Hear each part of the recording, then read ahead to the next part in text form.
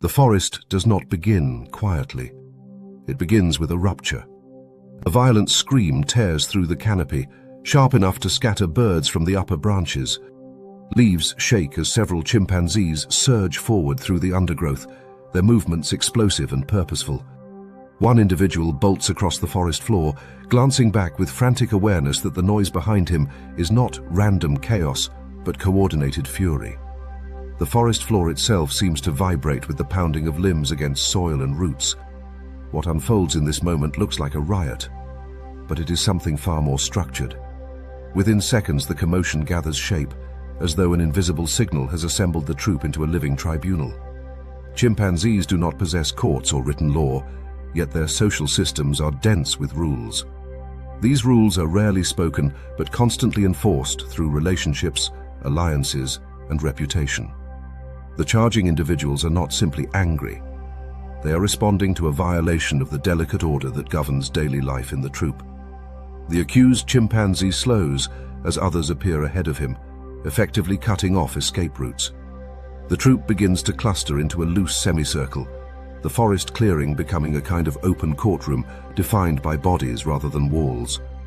The most powerful males move forward first, their posture upright and their hair slightly bristled in agitation. Behind them, younger males hover with restless energy, ready to reinforce whatever outcome emerges.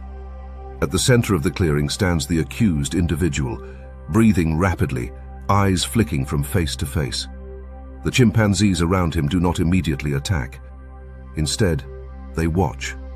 This pause reveals something essential about chimpanzee society. Violence is rarely random here. It is strategic and often collective. The dominant male, whose authority rests not merely on strength but on a network of allies, begins a display. He charges a short distance forward, slamming his hands against the ground and shaking a low branch until leaves scatter like confetti. The display is both threat and declaration. It signals to everyone present that an accusation has been recognized by the hierarchy. What counts as a crime in chimpanzee society is not written anywhere, yet experienced individuals recognize the boundaries clearly. A subordinate male may have attempted to monopolize food without permission. He may have attacked an infant or disrupted a mating interaction involving a higher-ranking individual. In some cases, the offense is subtler, refusing to support an ally during a conflict, stealing a piece of meat from a dominant male, or betraying a coalition partner. These acts disrupt the social economy that allows the troop to function. Chimpanzees live in communities where cooperation and competition intertwine constantly, and maintaining order requires more than brute force. It requires collective agreement about when someone has crossed a line. The gathering around the accused begins to thicken. Adult females drift closer with cautious curiosity, infants clinging tightly to their mother's fur as they watch the spectacle unfold. Juveniles remain in the trees above, their silhouettes forming a restless audience among the branches. Each individual's position in this scene reflects their rank and relationships. Allies of the dominant male take positions beside him, forming an unmistakable front. Others hang back, carefully observing the balance of power before choosing where to stand. This subtle choreography reveals that chimpanzee justice is never purely about the accused individual. It is also a demonstration of who holds authority in the group.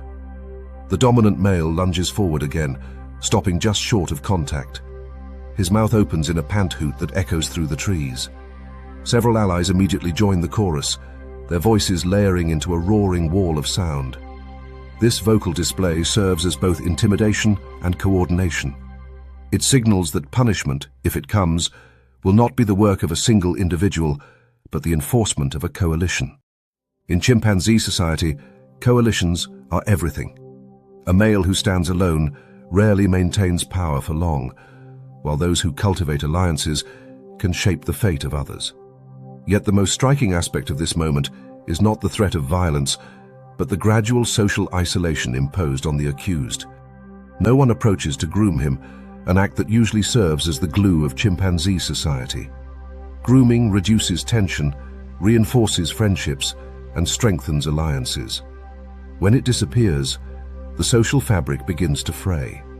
The accused individual shifts uneasily as he realizes that even familiar companions are withholding contact. One female who once groomed him regularly now turns away deliberately, focusing on cleaning her infant's fur instead. A younger male edges closer for a moment, then retreats as the dominant coalition stares him down. Access to food becomes the next silent battleground. In the days that follow the initial accusation, the accused chimpanzee finds himself repeatedly displaced from feeding spots. When ripe figs appear in a towering tree, dominant individuals arrive first and settle comfortably among the branches. The accused approaches cautiously, only to be met with a sudden charge from an ally of the dominant male. No injury occurs, but the message is unmistakable. The tree, at least for today, is closed territory. Such exclusion might seem trivial, yet food access shapes survival and status in the forest. Repeated displacement weakens both body and reputation. Chimpanzees maintain a spatial hierarchy, even during rest.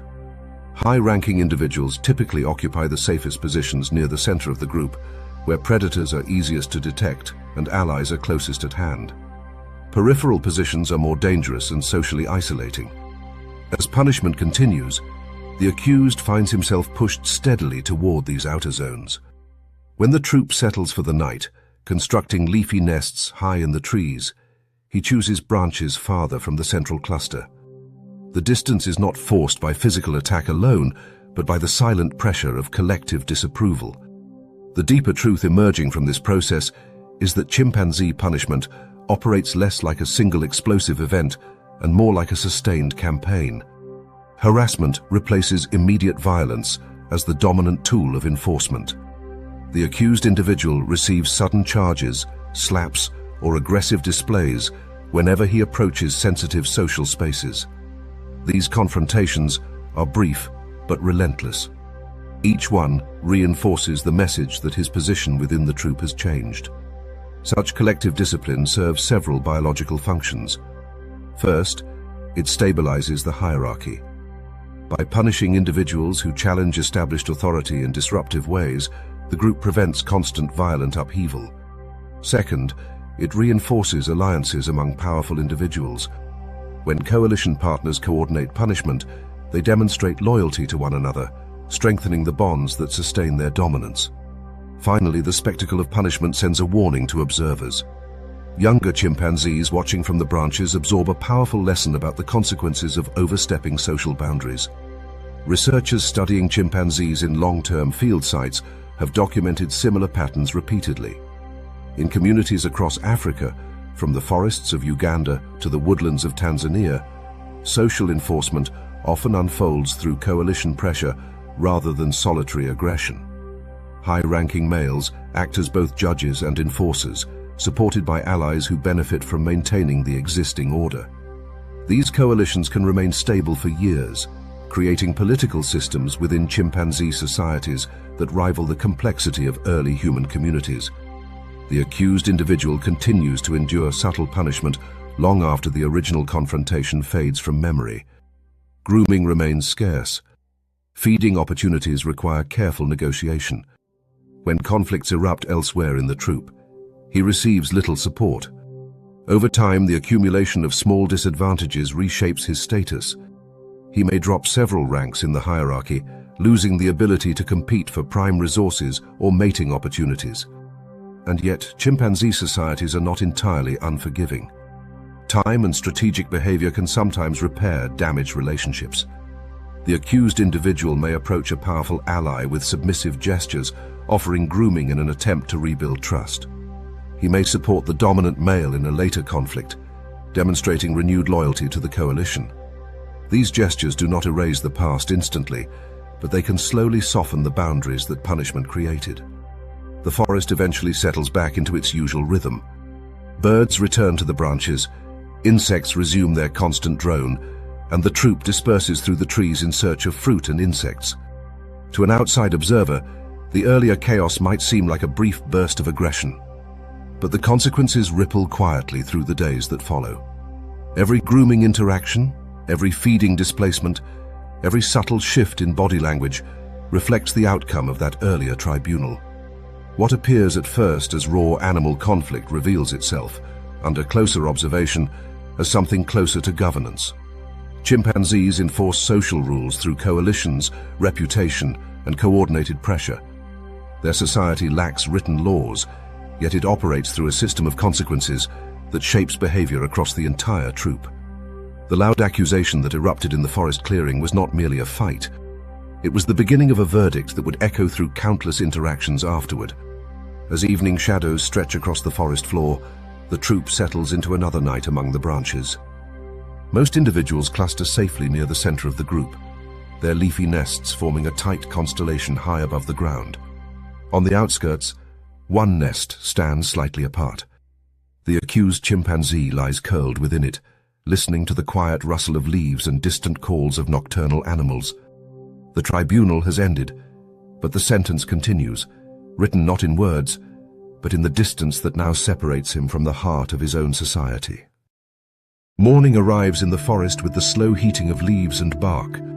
Moisture that settled overnight begins to evaporate into thin ribbons of mist, and the canopy gradually fills with the layered sounds of life returning to motion. In the branches above a steep hillside, a troop of macaques spreads through the trees with practiced familiarity, each individual moving with a casual awareness of where food might appear. Unlike chimpanzees that roam widely through enormous territories, macaques often concentrate around predictable feeding sites, where fruiting trees, insects, or human-influenced resources create temporary centers of abundance. These concentrated food patches generate opportunity, but they also generate tension, because every member of the troop knows that access to calories can determine survival during lean seasons. The tree at the center of the morning activity is heavy with ripening fruit, the branches sagging slightly under the weight of soft skins swollen with sugar. Dozens of macaques converge with impatient energy, the air filling with sharp calls and rustling leaves. Several individuals climb higher to secure the most productive branches, while others position themselves along the outer limbs, waiting for fruit to drop. Macaques possess nimble hands capable of delicate manipulation, their fingers built for grasping and peeling rather than tearing. Their diet includes seeds, insects, leaves, and occasionally small vertebrates. But fruit represents a particularly valuable energy source because of its dense carbohydrates. When fruit becomes available in large quantities, the troop shifts instantly into a competitive feeding mode. The rule that governs access to this sudden bounty is not written anywhere in the forest, yet every individual understands it with precision. Dominance determines priority. High-ranking animals claim the most productive branches, while lower-ranking individuals must wait for opportunities created by accidents, leftovers, or momentary distraction. The hierarchy within a macaque troop is rigid but also dynamic, shaped by maternal lineage, alliances, and individual temperament. Female rank often passes through generations, with daughters inheriting positions close to their mothers in the social ladder. Males, by contrast, frequently disperse to new groups, where they must negotiate status from scratch through displays, alliances, and calculated risks. The tension surrounding the fruiting tree remains contained for several minutes. Dominant females occupy the central branches with calm authority, their movements slow and deliberate as they pluck fruit and chew methodically. Younger macaques hover at the edges, scanning for openings. Then the fragile order collapses in a single reckless moment. A juvenile male, driven by hunger and impatience, lunges past an older female and grabs a fruit directly from the branch she is feeding on. The violation lasts only a second, but the effect is immediate. The female spins toward him with explosive speed, her body stiffening and her mouth opening in a sharp threat display. What follows unfolds with startling velocity. The female launches forward, slapping the juvenile across the shoulder while emitting a harsh bark that reverberates through the branches. The sound acts like a trigger.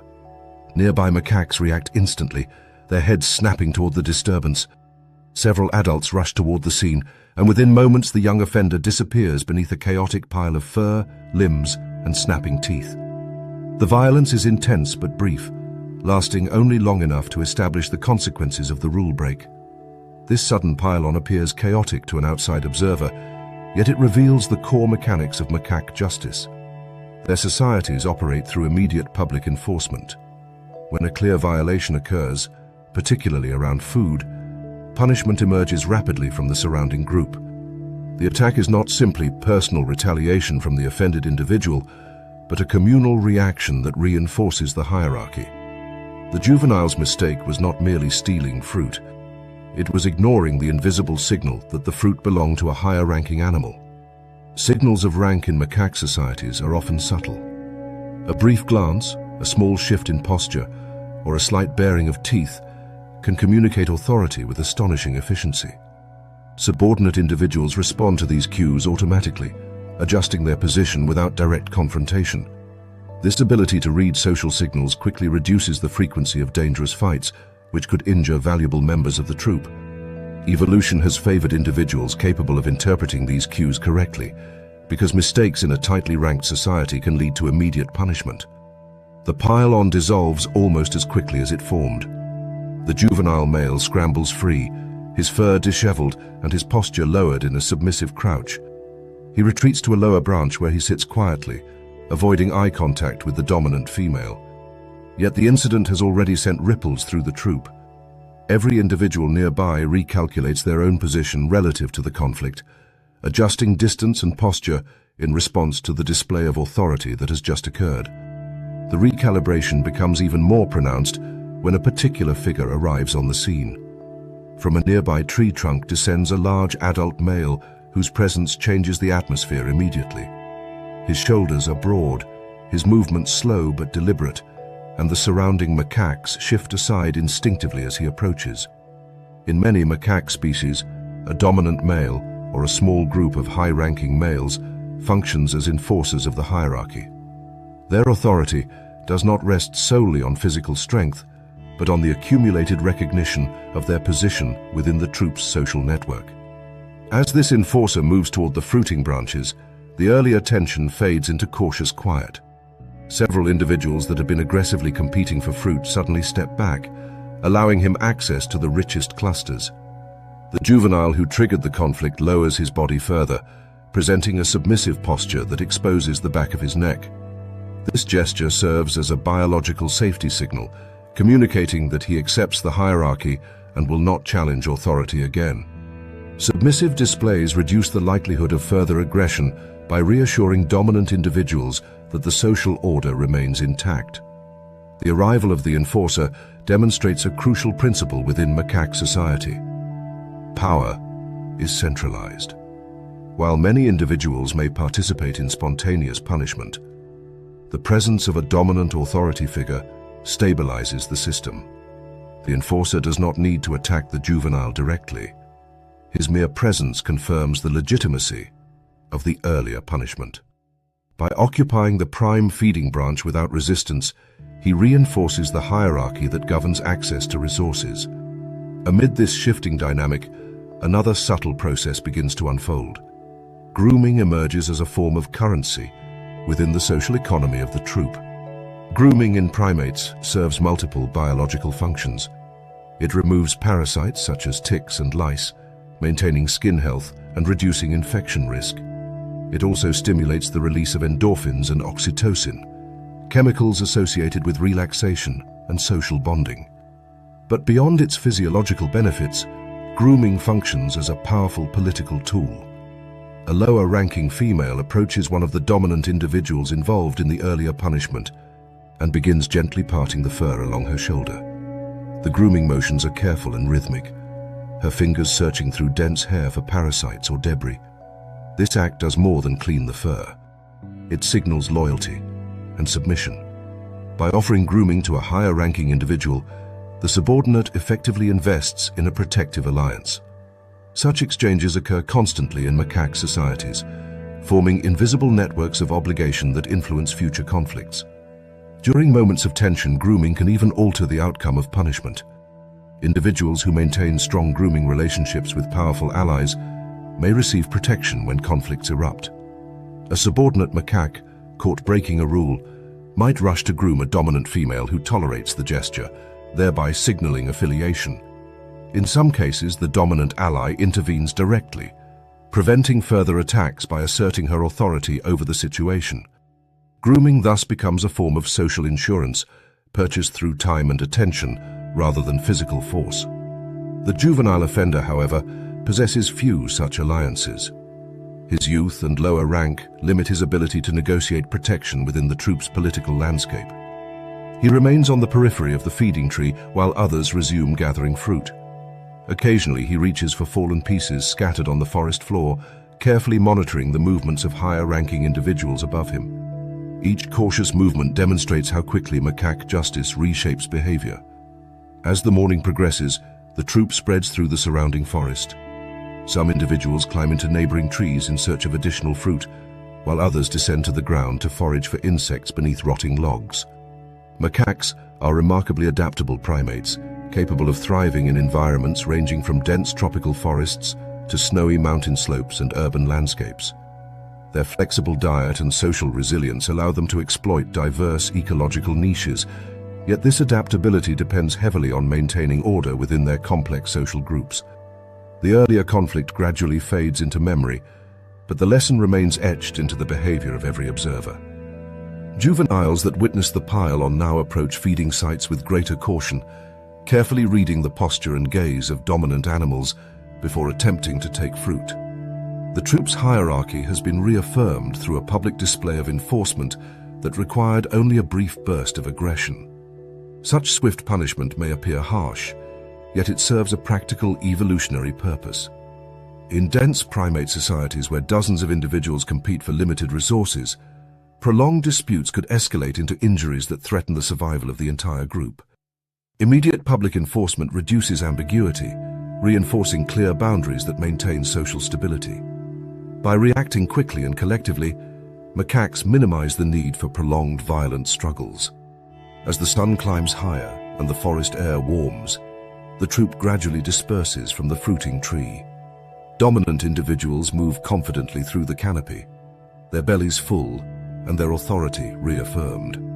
Subordinates trail behind at respectful distances, scanning for overlooked fruit or insects hidden beneath bark. The juvenile offender follows cautiously, his earlier mistake transformed into a powerful lesson about the invisible rules governing his world. Within macaque society, justice does not unfold slowly or quietly. It erupts in sudden bursts of sound and motion, delivered in full view of the entire community. Guilt is determined through the interpretation of tiny social signals, and punishment arrives almost instantly. The authority of dominant individuals stabilizes the outcome, while grooming alliances shape the subtle negotiations that follow. In this forest courtroom, there are no appeals and no private deliberations. The verdict is delivered in the open canopy, loud and unmistakable, and once the troop moves on, the hierarchy stands stronger than before. Morning spreads across the savannah in long ribbons of pale light, revealing a landscape where very little can hide. The grass stands low and dry after weeks without rain, broken only by scattered acacia trees and granite outcrops that rise like islands from the dusty plain. In this open terrain, a troop of baboons moves steadily across the ground, their shapes clearly visible from hundreds of meters away. Unlike forest primates that vanish among dense branches, baboons live in a world of exposure. Every movement unfolds in full view of the troop, and that visibility shapes the rules that govern their society. When conflict erupts here, there are no shadows to retreat into, and no tangled canopy to obscure alliances. The savannah itself becomes a natural courtroom where every individual watches, interprets, and remembers. The troop spreads across the grassland in loose formation as the sun climbs above the horizon. Adult females travel near the center, with their infants clinging to their bellies or riding across their backs. Juveniles dart between them in bursts of restless curiosity, pausing occasionally to flip stones in search of insects. The largest males patrol the outer edges of the formation, their eyes scanning constantly for danger. Life on open ground demands vigilance.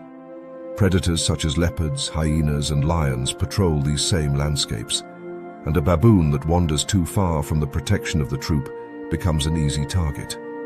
The social structure that governs baboon communities is therefore deeply tied to survival.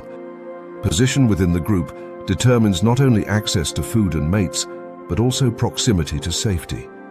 The first tension of the morning appears near a cluster of exposed roots, where several baboons are digging for tubers buried beneath the dry soil. These underground plant structures store energy for harsh seasons, making them valuable food sources for omnivorous primates capable of manipulating the ground with powerful hands. Baboons possess robust jaws and thick molars designed to crush tough plant fibers, allowing them to extract nutrition from roots that many other animals cannot access. As several females excavate the soil with practiced efficiency, a younger male approaches from behind and attempts to seize a partially unearthed tuber before its finder has secured it. The reaction is immediate and unmistakable. The female who discovered the food lunges forward with a sharp bark, her body stiffening as she strikes the ground beside the offender.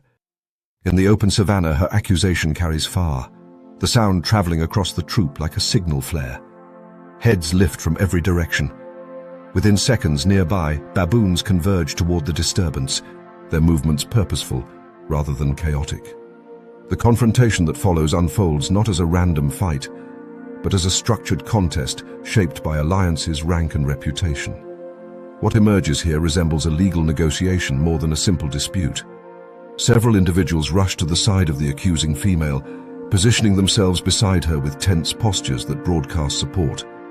Others cluster behind the young male, their presence signaling that he is not entirely alone. These supporting individuals do not intervene because of affection. In baboon society, alliances function as strategic investments. Each participant calculates how the outcome of the conflict might influence future interactions, choosing sides based on relationships that stretch back through years of shared grooming, mutual support, and maternal lineage. The savanna offers perfect visibility for this social theater. Every individual in the troop can observe who stands with whom, and these alignments shape the balance of power. The young male, realizing he has triggered a dispute that could escalate beyond his control, lowers his posture slightly while glancing toward a nearby adult male whose rank far exceeds his own. This older male approaches slowly, his movements deliberate as he surveys the participants. His decision will influence how the conflict unfolds. Baboons possess one of the most intricate alliance systems among primates. Adult males frequently form temporary partnerships with particular females or subordinate males, offering protection during conflicts in exchange for grooming opportunities or social support in future disputes. These alliances resemble legal representation within the troop's informal justice system. When a conflict erupts, allies appear not because they necessarily believe the accused is innocent, but because supporting that individual strengthens long-term relationships that may prove valuable later. The older male steps closer to the young offender and positions himself beside him. This movement alters the dynamics instantly. Several of the female supporters hesitate, their aggressive displays softening as they reassess the cost of continuing the confrontation. A high-ranking male brings considerable influence to any dispute. His strength, combined with the likelihood that other males will support him, shifts the calculation for everyone present. Yet the female who initiated the accusation remains defiant. She lunges again toward the young male, forcing him to retreat several steps across the dusty ground. The conflict does not resolve quickly. Instead, it transforms into a prolonged campaign of harassment that stretches across the troop's movements for the rest of the morning. Every time the young male approaches a feeding site occupied by the accusing female or her allies, he receives another aggressive display. Charges erupt suddenly from behind bushes or tree trunks, forcing him to scramble away. These confrontations rarely involve serious injury, but their repetition creates constant pressure that gradually reshapes his behavior. This extended harassment represents a common form of punishment within baboon societies. Rather than delivering a single decisive attack, the group often imposes a series of smaller aggressions that reinforce the consequences of rule-breaking. Each display reminds the offender of his lowered position, and each retreat pushes him slightly farther from the center of the troop's social network. Over time, the accumulation of these small interactions becomes more influential than any single fight. As the troop resumes its steady march across the savanna, the sentence imposed on the young male becomes increasingly clear. Baboons maintain a spatial hierarchy while traveling, with dominant individuals occupying the safer central positions of the formation. Subordinates and socially vulnerable individuals drift toward the edges, where exposure to predators is greatest. The young male's repeated confrontations gradually push him outward until he finds himself walking along the periphery of the troop. From this position, the landscape appears very different. The grass stretches away in every direction, and the protective cluster of bodies that once surrounded him now lies several meters to his side. Predators on the savannah often target individuals separated from the group, exploiting brief moments of isolation to launch ambushes. Leopards, masters of stealth despite their size, sometimes hide within shallow depressions or sparse shrubs before bursting forward in sudden attacks. For a baboon forced to travel near the outer edges of the troop, every rustling blade of grass becomes a potential warning signal. The biological significance of this spatial punishment extends beyond social humiliation. Position within the troop directly affects survival probabilities. Studies of baboon movement patterns reveal that individuals occupying central positions enjoy greater protection from predators, while those at the margins experience higher stress levels and increased vigilance demands. The young male now spends more time scanning the horizon than digging for food, his attention divided between the threat of predators and the continued harassment from within the troop. Meanwhile, the accusing female continues feeding calmly among her allies, occasionally glancing toward the periphery where the young male lingers. Her victory in the dispute reinforces her standing within the troop, demonstrating that she can mobilize support when challenged. Female baboons often form the stable core of social structure within their communities, maintaining long-term alliances with sisters, daughters, and maternal relatives. These kinship networks provide powerful backing during conflicts, allowing certain females to exert considerable influence over troop dynamics. The older male, who briefly supported the young offender, eventually loses interest in the dispute and drifts toward another feeding site. His withdrawal illustrates another reality of baboon alliances. They are fluid and opportunistic. Support may appear quickly during the heat of conflict, but it can vanish just as rapidly once the immediate stakes fade. Without continuous reinforcement from allies, the young male remains vulnerable to the social pressure imposed by the female's coalition. By midday, the troop approaches a rocky hillside where shade gathers beneath scattered trees. Several individuals climb onto the warm stone surfaces to groom one another, their fingers moving carefully through thick fur in search of parasites. Grooming remains the central currency of baboon social life, strengthening alliances and easing tensions accumulated during travel. Yet the young male receives little of this attention. When he approaches a grooming cluster, one of the female's allies rises abruptly and chases him away with a sharp display. The rejection carries deeper meaning than simple irritation. Grooming provides physiological benefits through the release of calming neurochemicals that reduce stress and reinforce bonds. Exclusion from grooming therefore amplifies the psychological weight of punishment, isolating the offender not only socially but also biologically. Elevated stress hormones can influence behavior, appetite, and immune function, subtly affecting an individual's overall fitness. As afternoon shadows lengthen across the savannah, the troop prepares to settle near a line of tall trees that offer safe sleeping sites above the ground. Baboons climb into the branches with practiced agility, selecting positions that balance comfort with visibility. Dominant individuals occupy the most secure branches near the center of the cluster, where multiple escape routes exist if predators approach during the night. The young male arrives late and climbs into a tree at the outer edge of the group. From this vantage point, he can still see the troop, but the distance separating him from the central cluster remains unmistakable. The punishment imposed earlier in the day has not involved a single dramatic battle. Instead, it has unfolded through a sequence of social pressures that gradually repositioned him within the troop's structure.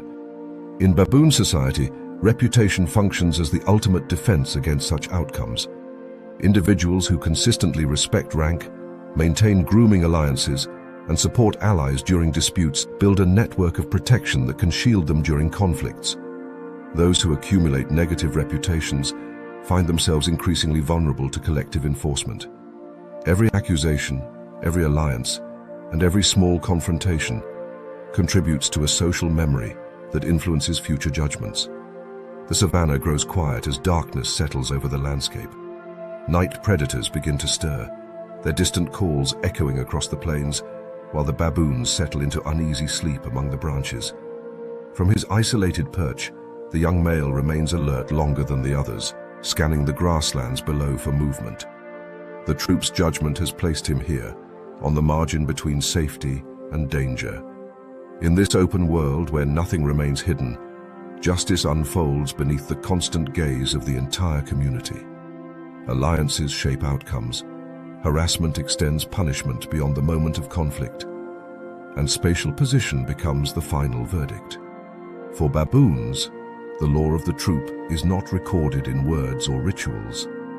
It lives within memory, reputation, and the quiet calculation of every individual who watches the next dispute unfold under the vast, unforgiving sky. The forest canopy of the tropical Americas rarely sits still. Warm air rises from the forest floor in slow, shimmering waves, carrying the smell of damp bark, crushed leaves, and fermenting fruit toward the upper branches, where a troop of Capuchin monkeys moves through the morning light. Sunbeams filter through layers of foliage and illuminate narrow pathways in the canopy that only the monkeys themselves truly understand. From a distance, the troop appears scattered and restless, individuals leaping between branches, hanging briefly by their tails, or pausing to pry insects from crevices in tree bark. Yet beneath this constant motion lies a finely tuned social order that governs every interaction. Within that order, certain violations trigger reactions so fast and collective that the forest itself seems to erupt with accusation. The disturbance begins with a small object barely visible from the ground. A Capuchin female has discovered a cluster of palm nuts wedged between thick leaves near the crown of a tree. Palm nuts represent one of the most prized foods available to these monkeys. Dense packages of fat and energy protected by shells, tough enough to resist most predators. Capuchins have evolved unusual dexterity and intelligence to exploit such foods.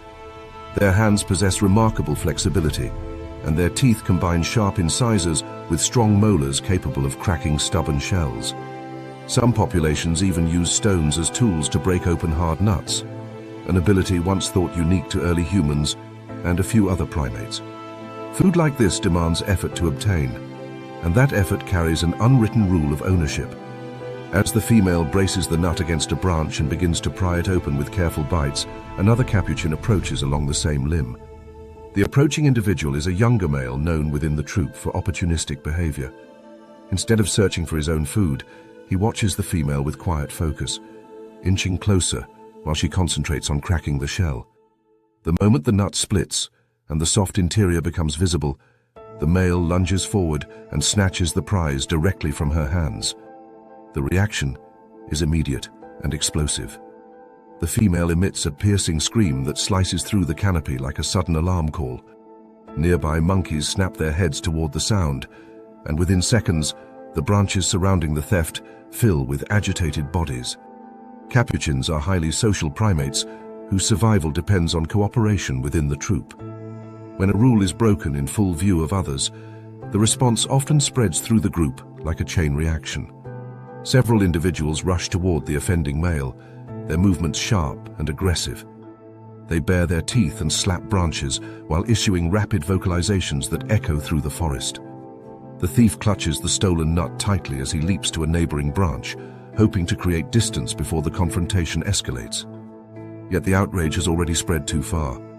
Monkeys from adjacent trees converge on the scene, their alarm calls transforming into the unmistakable chorus of collective accusation. This cascade of aggression illustrates one of the most intriguing aspects of Capuchin society: fairness policing. In many social animals, dominance determines who eats first and who waits. But Capuchins exhibit an additional layer of behavioral enforcement. Individuals that repeatedly cheat, steal, or violate cooperative expectations often trigger disproportionate reactions from the group. These responses function as a form of social regulation, discouraging behavior that undermines the trust required for group living. The male thief scrambles higher into the canopy, clutching the nut as he moves. Capuchins possess extraordinary agility in the trees. Their limbs are long and muscular, and their semi-prehensile tails act as stabilizing anchors that allow them to balance on narrow branches. Yet speed alone cannot guarantee escape when dozens of eyes track every movement. The pursuing monkeys follow along parallel branches, leaping across gaps with fluid precision. What unfolds resembles mobbing behavior more commonly associated with birds defending their nests against predators. In capuchins, however, the target is not a hawk or snake, but a member of their own species, whose actions threaten the cooperative balance of the troop.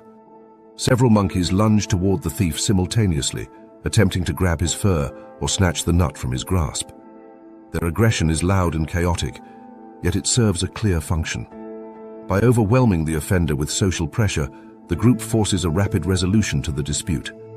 The thief attempts several evasive maneuvers, shifting from one tree to another through a series of daring leaps. Each jump sends leaves raining down toward the forest floor far below. Capuchins are capable of traveling significant distances through the canopy without ever touching the ground, an adaptation that protects them from terrestrial predators such as jaguars and ocelots.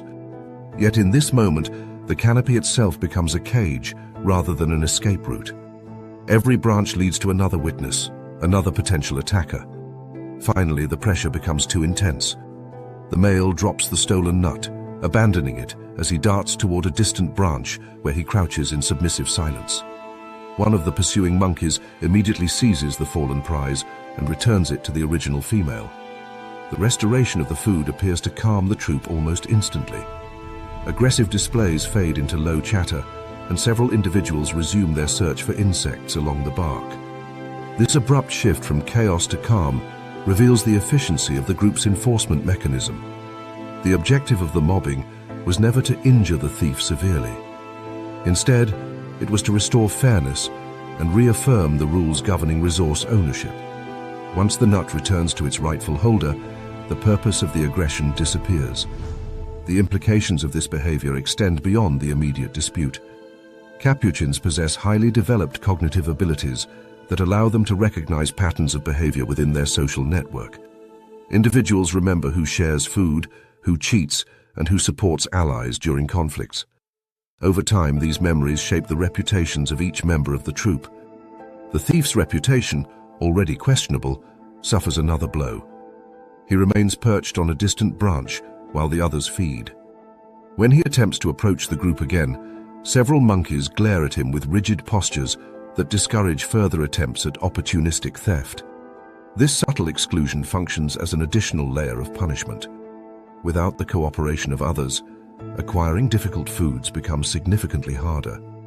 The enforcement event also becomes a powerful lesson for younger monkeys observing from nearby branches. Juvenile capuchins spend much of their early lives watching the interactions of adults. Their brains develop through constant exposure to the successes and failures of others, allowing them to learn social rules without experiencing every consequence personally. In the aftermath of the theft, several juveniles mimic the aggressive displays they witnessed earlier, lunging playfully at one another while issuing exaggerated vocalizations. This imitation is not random play.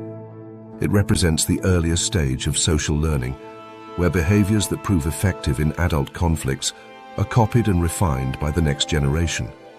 Over time, these learned responses become embedded in the troop's collective behavior.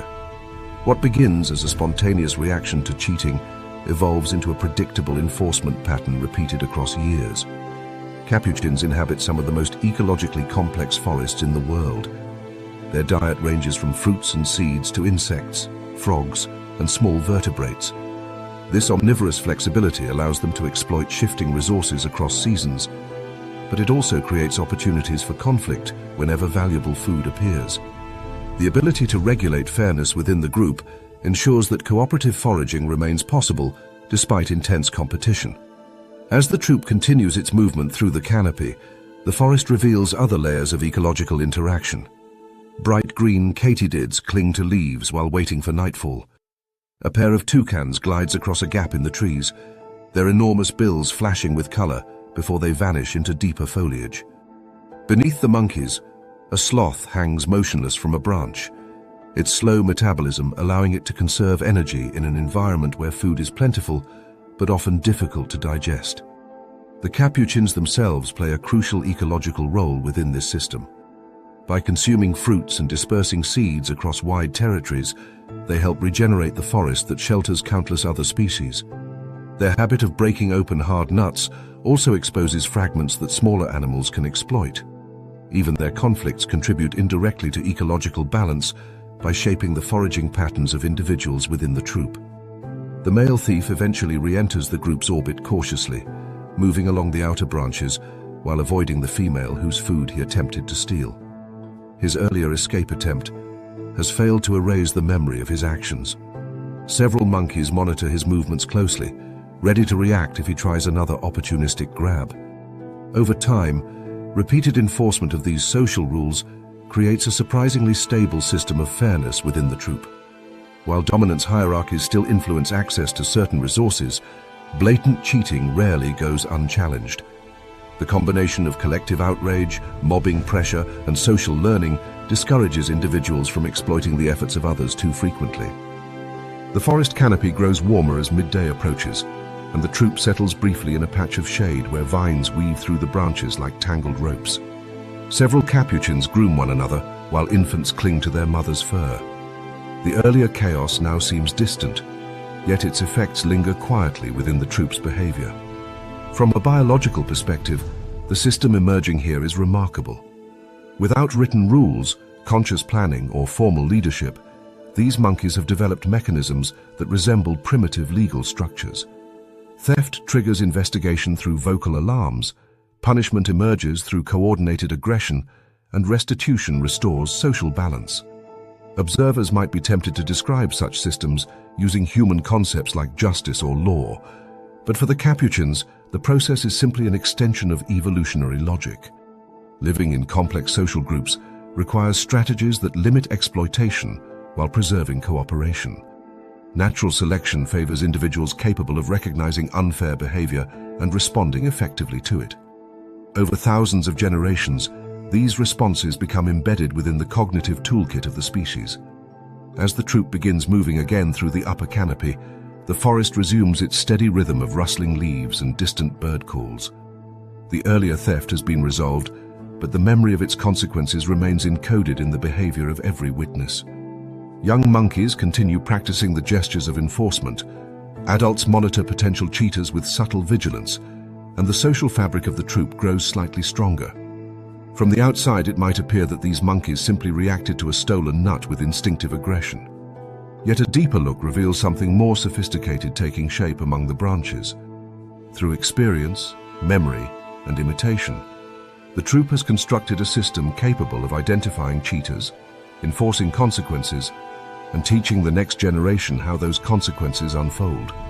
No individual within the troop understands this system in abstract terms. No monkey intends to create institutions or design rules for others to follow. Yet through countless interactions like the one that erupted over a palm nut, the group gradually shapes a structure that functions remarkably like a court. In the humid canopy of the tropical forest, intelligence and cooperation have combined to produce an invisible architecture of accountability. Each accusation, each chase across the branches, and each returning of stolen food reinforces the same quiet truth. Smart social animals do not need to invent courts deliberately. Given enough time and enough interaction, the logic of group survival builds those courts on its own. The morning begins with the thin metallic cry of a bird somewhere above the savannah, followed by the rustling of grass stirred by warm air rising from the ground. The landscape stretches wide and exposed, dotted with low thorn trees and pale termite mounds that rise like quiet monuments from the soil. In this open mosaic of grass and scattered woodland, a troop of vervet monkeys spreads through the branches of several acacia trees. Their small grey bodies move lightly along the limbs, their black faces framed by pale fur that catches the early sunlight. The troop appears relaxed, individuals pausing to nibble leaves, probe bark for insects, or groom companions beneath the shade of broad leaves. Yet beneath the calm surface of the morning lies a social system built on constant vigilance and rapid communication. The first sound that breaks the quiet is sharp and unmistakable. An alarm call bursts from the branches of a low tree, cutting across the landscape like a thrown stone. Immediately, several monkeys freeze in place, their bodies rigid as their heads turn toward the source of the call. Alarm calls among vervet monkeys are famous in the world of animal behavior because they carry specific meaning. These monkeys produce distinct calls for different predators, including leopards stalking through grass, eagles circling above, and snakes gliding silently through leaf litter. Each call triggers a specialized response. Monkeys hearing the call for an eagle dive into dense cover, while the call for a leopard sends them racing up into higher branches. But this call is different. It does not carry the frantic urgency of a predator warning. Instead, it carries a sharp accusatory tone that echoes through the troop. Within seconds, another sound follows, a burst of chattering that indicates agitation rather than fear. Several individuals shift along the branches to gain a better view of the disturbance, their tails flicking as they peer toward the center of the troop. At the heart of the noise, two monkeys grapple briefly on a narrow branch. One is a young female clutching a half-eaten fig, while the other is a slightly larger male who attempts to seize the fruit from her hands. Their scuffle is brief but loud enough to attract attention across the surrounding trees. The young female jerks away and releases another sharp call that carries through the canopy. That call performs a function far beyond expressing distress. Within Vervet society, vocal signals often serve as tools for summoning authority. Moments after the call echoes across the branches, a large dominant male appears from a neighboring tree. His body is broader than the others, his posture upright and deliberate as he moves along the branch toward the source of the conflict. The surrounding monkeys shift aside instinctively, creating a clear path through the canopy as he approaches. The arrival of this individual transforms the dispute immediately. The young male who attempted to steal the fruit withdraws slightly, his body lowering in a subtle gesture of submission. The female remains tense, but no longer needs to defend the food herself. By calling attention to the conflict, she has effectively summoned the troop's highest authority to evaluate the situation. This mechanism reveals one of the most intriguing dynamics in Vervet society: punishment by proxy. Unlike primate species where conflicts are settled primarily through direct physical competition, Vervet monkeys often rely on vocal signals to recruit stronger individuals to intervene. Weaker monkeys can therefore enforce social rules by drawing attention to violations rather than confronting offenders alone. The call itself becomes a tool of influence, pulling authority toward the scene of the dispute. The dominant male pauses on a branch overlooking the pair, his gaze shifting between them as the surrounding monkeys watch silently. Vervets possess remarkable social awareness, their brains finely tuned to interpret subtle cues of behavior and reputation within the troop. Over time, individuals learn which monkeys are trustworthy allies and which are habitual troublemakers. These reputations shape how conflicts are judged when authority figures arrive. The young male accused of theft already carries a questionable reputation among the troop. In previous weeks, he has attempted to snatch food from several individuals, behavior tolerated occasionally, but frowned upon when repeated too often. The female, by contrast, belongs to a lineage of well-established adults whose grooming alliances and maternal ties anchor them firmly within the troop's social core. Such histories function as a kind of evidence within Vervet conflicts. The dominant male studies the body language of both participants, while other monkeys watch closely. If the accused individual had been a respected ally with a reputation for cooperation, the outcome might have been different. But reputation influences credibility, and credibility shapes the direction of enforcement. After a brief pause, the dominant male lunges forward with a sudden display, barking sharply as he rushes toward the accused thief. The young male leaps backward along the branch, abandoning his attempt to take the fruit. The dominant male continues the charge for several meters before stopping, his tail arched high as he stares down the offender. The verdict is delivered not through prolonged violence, but through a shift in spatial order. The accused male retreats toward the outer branches of the tree, his movements cautious as he climbs away from the central cluster of monkeys. The female remains near the interior branches, where several allies gather around her, grooming lightly and inspecting the half-eaten fig she still holds. This spatial rearrangement carries profound consequences. Within Vervet troops, the safest positions lie near the center of the group, where many eyes scan the environment for predators. Individuals occupying central positions benefit from collective vigilance, receiving early warnings when danger approaches.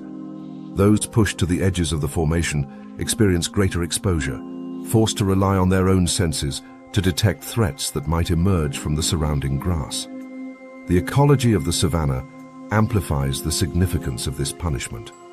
Leopards frequently hunt along the edges of woodland patches, using tall grass as cover while stalking prey.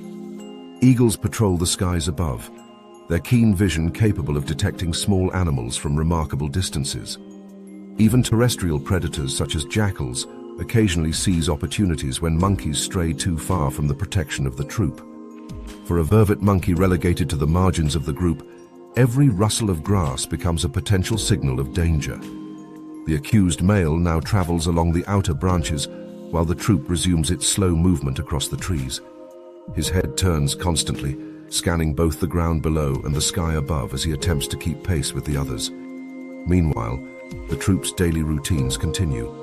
Several monkeys descend briefly to the ground to search for fallen fruit beneath the trees, their movements quick and cautious. Vervet monkeys are among the few primates that spend significant time both in trees and on the ground, a flexibility that allows them to exploit diverse food sources across the savanna. Their diet includes fruits, seeds, leaves, insects, and occasionally small vertebrates, such as lizards or bird eggs. While foraging continues, the earlier conflict becomes a lesson quietly observed by younger members of the troop. Juveniles cling to branches nearby, watching how the call of a single individual summoned the troop's authority and reshaped the outcome of a dispute. Through repeated exposure to such events, they gradually learn the invisible rules governing their society. Vervet monkeys possess cognitive abilities well suited for navigating these complex social environments. Their brains are particularly adept at recognizing individual faces and remembering previous interactions. This memory allows them to track reputations over long periods, influencing whom they trust, whom they groom, and whom they avoid during conflicts. The dominant male eventually settles on a branch overlooking the troop, his role in the dispute complete. Yet his influence continues to shape behavior long after the initial confrontation. The accused male avoids approaching him too closely, keeping to the edges of the group while feeding on leaves and small insects hidden beneath bark. As the sun climbs higher and the savanna warms, thermoregulation becomes an important aspect of daily survival. Vervets often adjust their positions within the trees to balance shade and sunlight, minimizing heat stress while maintaining clear views of the surrounding landscape. Their pale fur reflects some solar radiation, helping them cope with the intense midday heat common in open habitats. Despite the rising temperature, the troop continues to travel slowly between patches of vegetation. The accused male remains on the periphery throughout the afternoon, occasionally attempting to edge closer to the central cluster, but retreating whenever dominant individuals glance in his direction. The punishment imposed earlier has not involved physical injury, yet its effects persist through subtle social pressure. Late in the day, the troop reaches a dense stand of acacia trees near a seasonal streambed. Here the monkeys settle into a temporary resting period, grooming and feeding quietly as shadows lengthen across the grass. Several females gather together with their infants, while juveniles chase one another along the lower branches in bursts of playful energy. The accused male finally climbs onto a branch slightly closer to the center of the troop, though still separated from the densest cluster of individuals. His position remains tentative, a reminder that social status can shift quickly in response to public conflicts. The earlier dispute over a simple fig has revealed something profound about the structure of vervet society. Power within the troop does not depend solely on physical strength. Instead, it flows through channels of communication, reputation, and credibility. A single alarm call summoned authority to the scene, transforming a minor theft into a public judgment witnessed by dozens of observers. For weaker individuals, this system offers a form of protection rarely seen in animal societies. By drawing attention to rule violations, they can recruit stronger allies to enforce fairness. Authority figures respond not only to aggression, but to the social signals surrounding a conflict, weighing the credibility of those involved before deciding how to intervene. As evening approaches and the troop begins climbing toward their sleeping trees, the accused male once again finds himself positioned near the outer branches. From this vantage point, the surrounding savanna stretches wide beneath the fading light. Somewhere beyond the grass, a leopard begins its silent patrol, moving through shadows in search of an opportunity. Within the safety of the troop's central cluster, The other monkeys settle into the dense foliage where predators find it difficult to reach them. The accused male remains slightly apart, his vigilance heightened by the knowledge that his earlier actions reshaped his position within the group. In this society of sharp eyes and sharper memories, power belongs not only to the strongest individuals, but also to those capable of convincing others to listen. Alarm calls become summons, reputation becomes evidence, and authority becomes the instrument through which conflicts are resolved. The lesson woven through the branches of the acacia trees is subtle but unmistakable. In Vervet society, the voice that calls attention to wrongdoing can reshape the entire social landscape. Testimony carries weight, credibility shapes judgment, and the ability to summon authority can determine who remains protected at the heart of the troop and who must face the exposure. Dawn arrives slowly in the dry forests of Madagascar, spreading pale orange light across a landscape shaped by heat, wind, and long months without rain. The ground beneath the trees is cracked and dusty, scattered with fallen leaves that crunch softly under the weight of small animals moving through the undergrowth. Tall baobabs stand like ancient pillars against the horizon, their thick trunks storing water that sustains them through the harshest seasons. Between them grow spiny shrubs, tangled vines, and clusters of fruiting trees that serve as lifelines for the animals living here. In this ecosystem, every source of food carries enormous significance, and competition for those resources shapes nearly every interaction among the creatures that depend on them. High in the branches of a tamarind tree, a troop of ring-tailed lemurs gathers around a cluster of ripening fruit. Their bodies glow softly in the early light, grey fur dusted with warmth, while their black and white ringed tails arc gracefully through the air like signals visible from across the canopy. Lemurs move carefully along the branches, their long hind limbs designed for powerful leaps between trees, while their hands grip bark with remarkable precision. Their large eyes, adapted for both daylight and twilight activity, scan the surroundings constantly as they approach the fruit. At the center of the tree sits an adult female, her posture upright as she plucks tamarind pods with slow confidence. Around her, several other females feed in relative calm, each selecting fruit and chewing methodically, while juveniles wait nearby for opportunities to snatch small pieces that fall from above. A few adult males linger on nearby branches, their movements noticeably more cautious as they approach the feeding cluster. The calm fractures suddenly when one of the males attempts to push forward toward the central branch.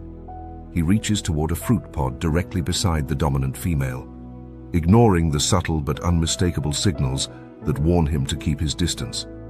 The female spins toward him instantly, her mouth opening wide to reveal sharp teeth as she lunges forward with a swift displacement charge. The male retreats almost immediately, leaping backward along the branch with a startled scramble that sends leaves fluttering toward the forest floor. The entire exchange lasts only seconds, yet the message travels through the troop with absolute clarity.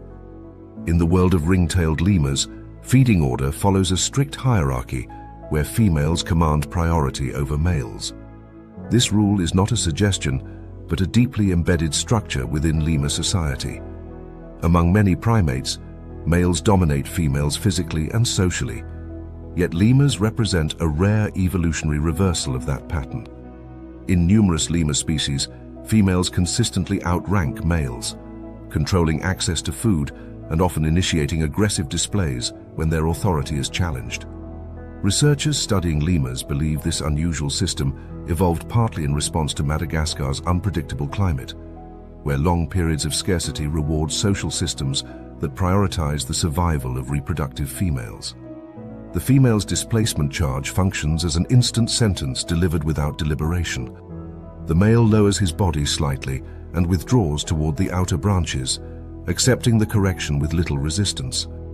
His response reveals how deeply these rules are understood within the troop. Direct confrontation would only escalate the punishment, potentially leading to bites or prolonged harassment.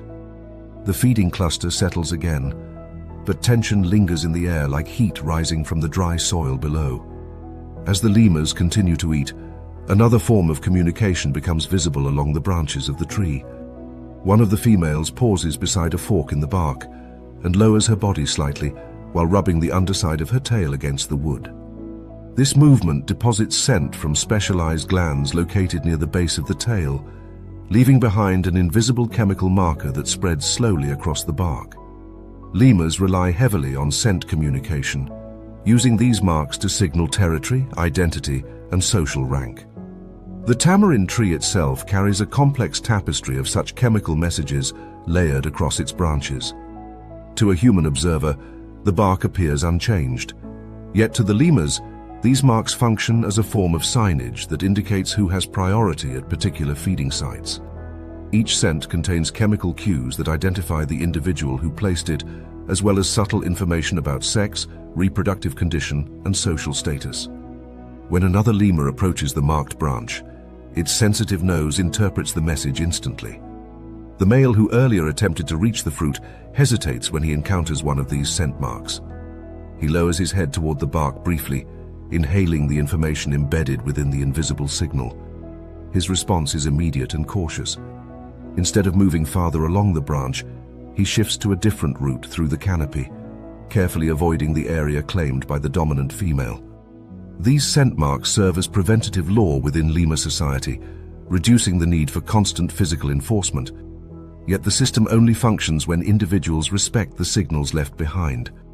Occasionally, a younger or inexperienced lemur ignores the message, whether through impatience or simple miscalculation. Such a moment unfolds when a juvenile female climbs toward the feeding cluster from a neighboring branch. She pauses briefly at a scent mark, but continues forward despite the warning. Her movement carries her directly into the feeding space of a higher-ranking adult female who reacts instantly with a rapid series of aggressive lunges. The juvenile retreats with a startled leap, landing several branches away where she clings tightly to the bark. The reprimand is sharp, but brief, and the adult female returns immediately to feeding. The encounter illustrates how scent marking and physical enforcement operate together within lemur society. The chemical signal provides the rule, while aggression supplies the consequence for ignoring it. As the morning progresses, the troop gradually disperses across nearby trees in search of additional food. Some individuals descend to the forest floor to forage among fallen fruit and insects hiding beneath decaying leaves. Ring-tailed lemurs are unusually comfortable on the ground compared with many primates, using a quadrupedal gait that allows them to travel efficiently between feeding patches. Yet even while exploring new areas, the troop maintains its strict feeding hierarchy. Females continue to occupy the central positions when food appears, while males wait cautiously for opportunities along the margins. This arrangement ensures that females, who carry the energetic burden of pregnancy and nursing, receive the most reliable access to high-quality resources. The importance of this system becomes particularly evident during Madagascar's harsh dry season. As rainfall disappears for months at a time, fruiting trees become scarce and edible leaves grow tough and fibrous. Lemurs must travel longer distances to locate food, expending precious energy while navigating increasingly barren landscapes. During these periods, scarcity intensifies every rule governing the troop. Feeding disputes become more frequent, and the responses to violations grow more severe. A male that attempts to push past a female during a time of abundance might receive only a quick charge. During drought, the same mistake can trigger prolonged harassment that forces him to abandon the feeding site entirely. Biologists studying lemur populations across Madagascar have documented how seasonal scarcity shapes social enforcement. Groups experiencing extended food shortages display higher rates of aggressive displacement, particularly among females defending feeding sites. These confrontations are not random bursts of temper, but strategic behaviors that protect the individuals most essential for the troop's reproductive success. The forest itself reflects the harsh logic behind this system. Trees bearing edible fruit stand widely separated across the landscape, each representing a temporary island of nutrition surrounded by kilometers of dry woodland. When the troop locates such a tree, access to its fruit becomes a matter of survival. Later in the afternoon, the lemurs arrive at a patch of prickly pear cactus growing along a sunlit clearing. The thick pads of the cactus store moisture that becomes vital during the dry season, and their fleshy fruits contain valuable sugars and water. Several females move quickly toward the plants, tearing open the outer skin to reach the bright interior. The males remain nearby but wait patiently, watching as the females feed first. Their restraint reveals how deeply the feeding hierarchy is embedded within their behavior. Violating it would not only provoke aggression, but risk expulsion from the feeding patch entirely. One male edges slightly closer than the others, reaching toward a fruit still clutched by a dominant female. The reaction is immediate and unmistakable. The female launches forward with a rapid lunge, her body twisting mid-air as she strikes the branch beside him. The male leaps backward once again, retreating to the outer edge of the group. The brief confrontation reinforces the rule that has governed the troop all day. In a landscape where food can vanish for months at a time, access to nourishment determines which individuals survive to reproduce and which fade into the margins of the population. As evening approaches, the lemurs climb toward a cluster of tall trees where they will spend the night. The setting sun paints the sky in pale red tones that fade slowly into purple shadows across the forest floor. Juveniles chase one another along the branches while adults groom quietly, picking through fur to remove parasites accumulated during the day. The scent marks left earlier along the feeding trees linger in the warm air, invisible reminders of the boundaries that shaped every interaction. Each mark represents a declaration of priority, a signal that guides behavior long before aggression becomes necessary. Within this complex network of chemical messages and swift enforcement, lemur society operates according to a principle as old as the island itself. Food scarcity defines power. The individuals most essential to the survival of the troop receive the strongest protection, and any challenge to that structure meets immediate correction. The forest grows quiet as darkness settles over Madagascar. Bats emerge from hollow trees to hunt insects in the cooling air, while the lemurs curl into tight clusters among the branches. Their bodies conserve warmth through the night, another adaptation shaped by the island's unpredictable climate. In the dim light of the canopy, the rules that govern the day remain etched into memory and scent alike. Every displacement, every scent mark, every retreat from a feeding branch reinforces the same underlying truth. Within the dry forests of Madagascar, law does not emerge from debate or negotiation. It rises from the simple arithmetic of survival. Food arrives unpredictably, seasons swing between abundance and hardship, and the troop must ensure that the individuals most critical to its future receive priority. In this landscape of uncertainty, authority is enforced with speed and clarity. Females command the feeding sites, scent marks warn of invisible boundaries, and scarcity sharpens every consequence. The structure holding this society together may appear complex, yet its foundation is brutally simple. Among lemurs, the rules that govern life and conflict are not written in words or tradition. They are written in hunger. Morning does not begin quietly in the lowland forests of Central and South America. Before the sun has fully lifted above the canopy, the forest explodes with a sound that feels almost geological, as if the earth itself has begun to vibrate. A deep rolling roar pours through the trees, swelling across the valleys and river corridors that carve through the jungle. The noise carries for kilometers, reverberating off trunks and echoing across the humid air. To anyone unfamiliar with the source, the voice suggests a creature far larger than any primate. Yet high in the branches of a towering saber tree sits the architect of this acoustic phenomenon, a troop of howler monkeys announcing their presence to the surrounding forest. The animals themselves appear almost relaxed as the sound pours from their throats. Thick fur cloaks their muscular bodies, and their long, prehensile tails coil confidently around branches that sway gently beneath their weight.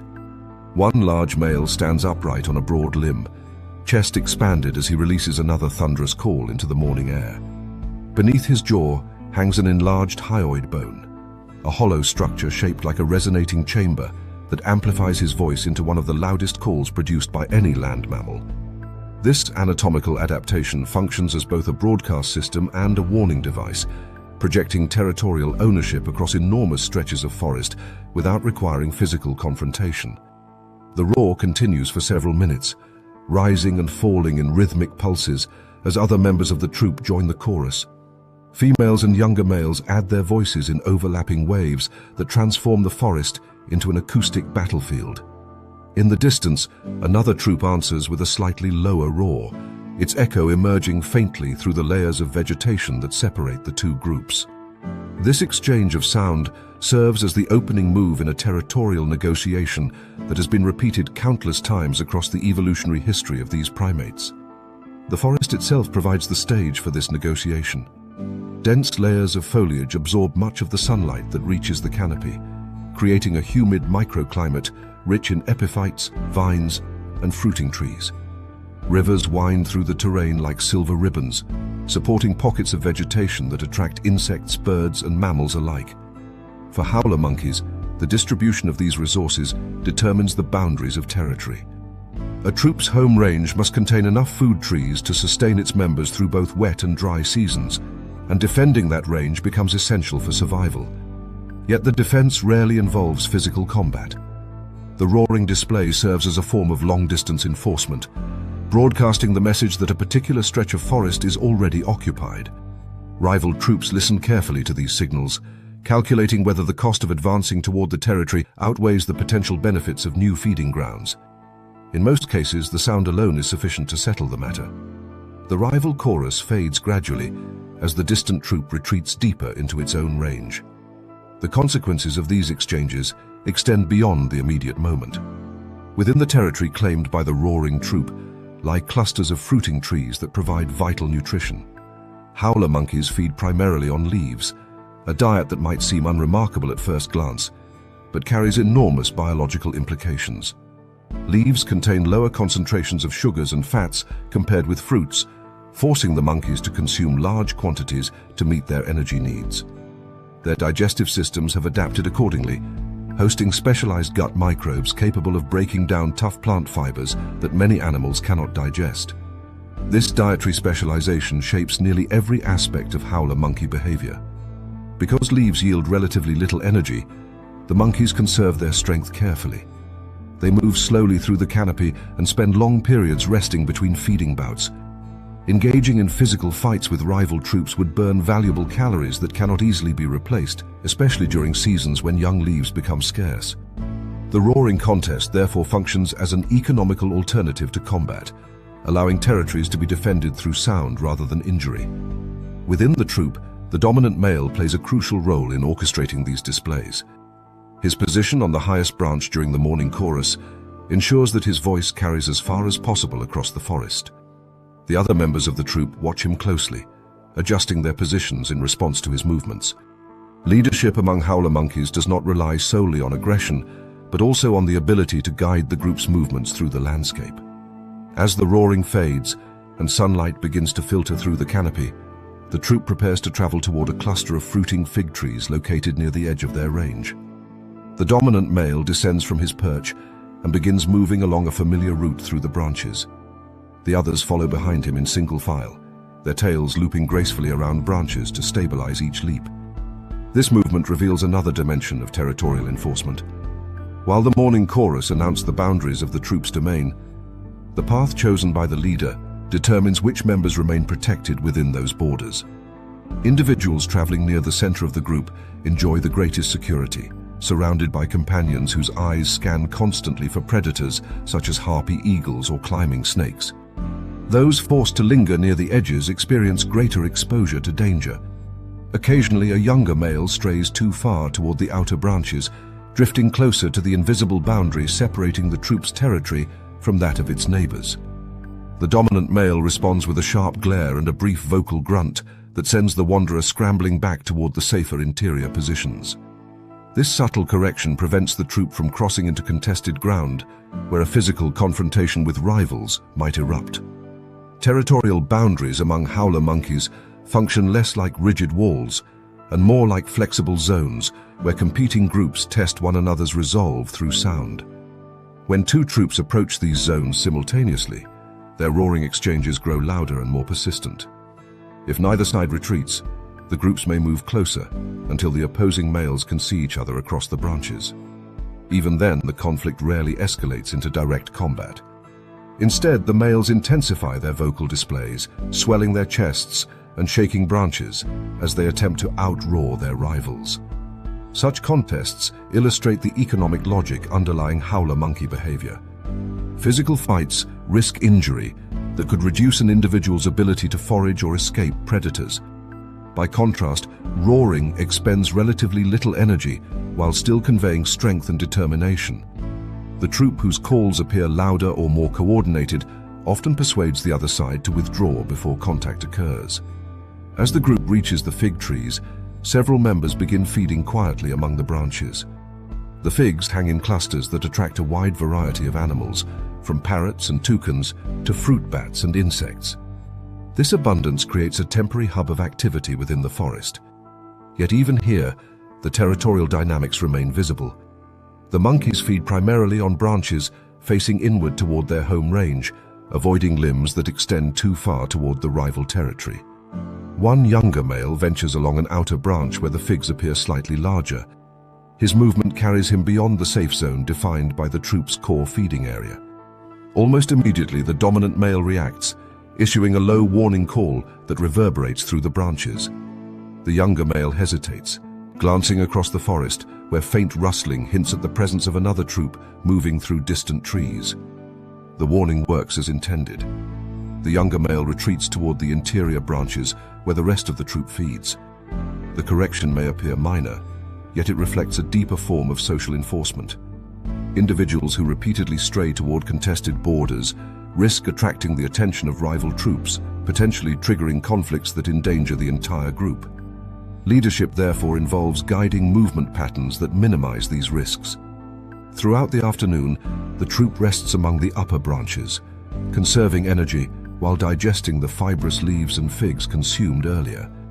Their digestive systems operate slowly, relying on fermentation processes within the gut that break down cellulose into usable nutrients. This internal chemistry generates heat as a byproduct, influencing the monkeys' thermoregulation strategies. During the hottest hours, they remain largely motionless in shaded areas of the canopy, allowing the forest breeze to cool their bodies. The silence that settles over the trees contrasts sharply with the thunderous roars that opened the day. Yet the territorial boundaries established by those earlier calls continue to shape every decision the troop makes. The monkeys choose resting sites that maintain clear routes back toward the center of their range. Juveniles play cautiously along branches, while adults keep watch for predators gliding silently through the air above. Late in the afternoon, another distant roar drifts through the forest, carried faintly on the humid breeze. The sound belongs to the rival troop encountered earlier that morning. The dominant male lifts his head and responds with a shorter, deeper call that echoes across the canopy. The reply signals that the territory remains occupied and defended.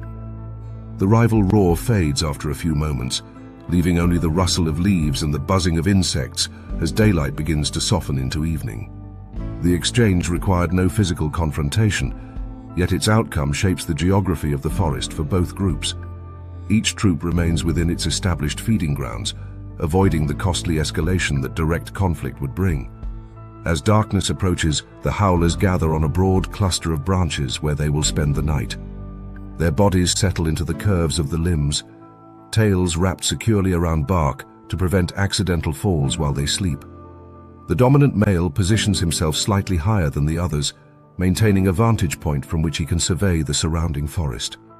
From this quiet perch, the boundaries of territory remain invisible but unmistakably present.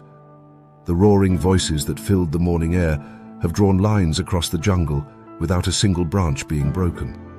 Rival troops understand those lines and respect them because the alternative would demand a price measured in energy, injury, and risk. In this system, the consequences of territorial disputes rarely involve dramatic battles. Instead, they unfold through subtle shifts in space and movement. A troop pushed too close to a rival's range gradually retreats, abandoning feeding trees that once lay within reach. Individuals who stray toward contested areas are corrected by leaders guiding the group's path back towards safer ground. Within the humid canopy where leaves rustle and rivers carve silent pathways through the forest, authority manifests through sound and distance rather than violence.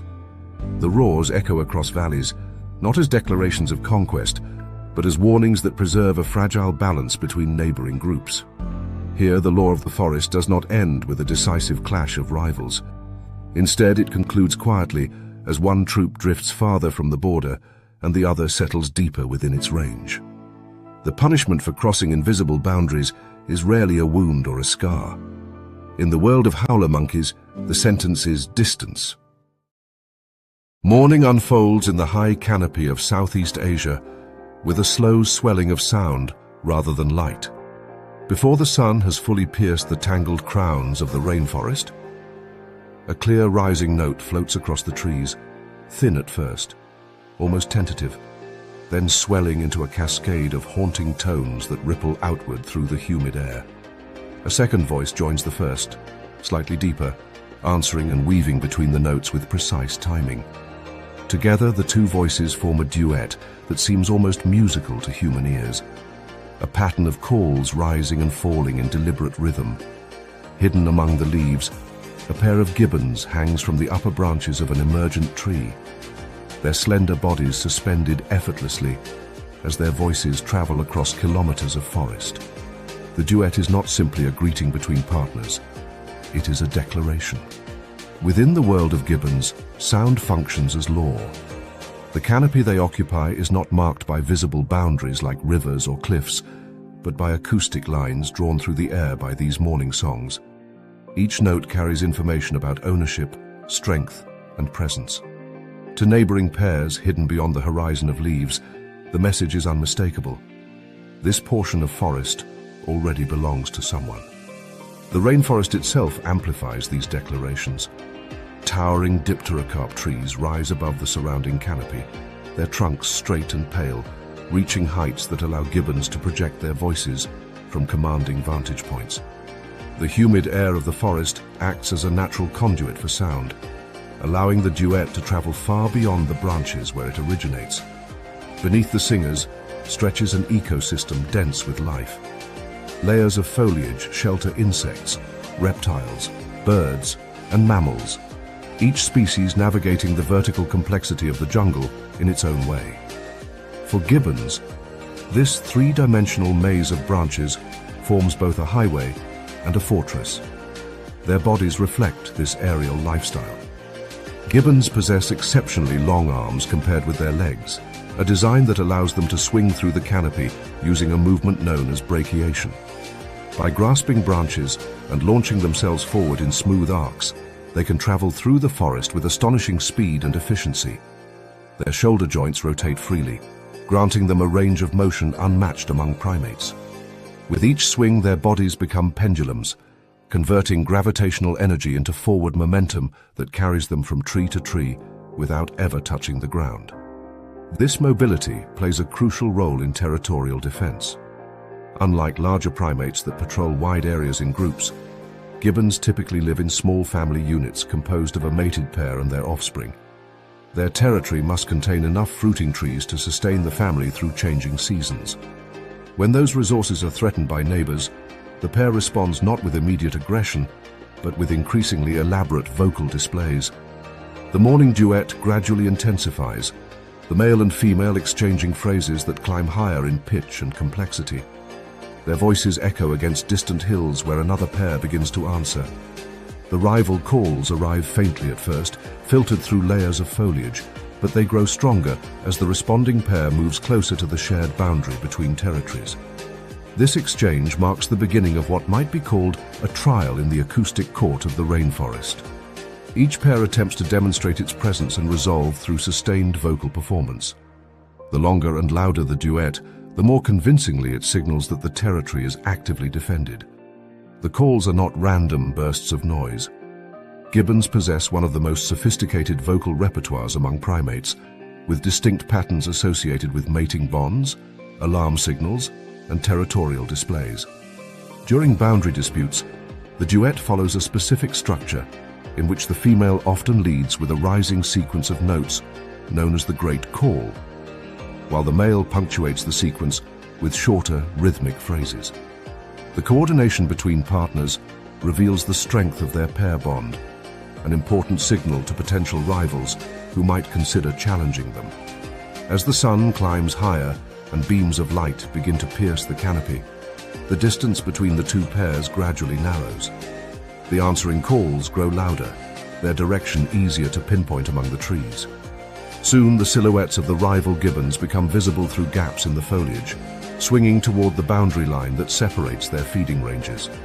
The forest grows tense as the two pairs approach the same cluster of towering fig trees.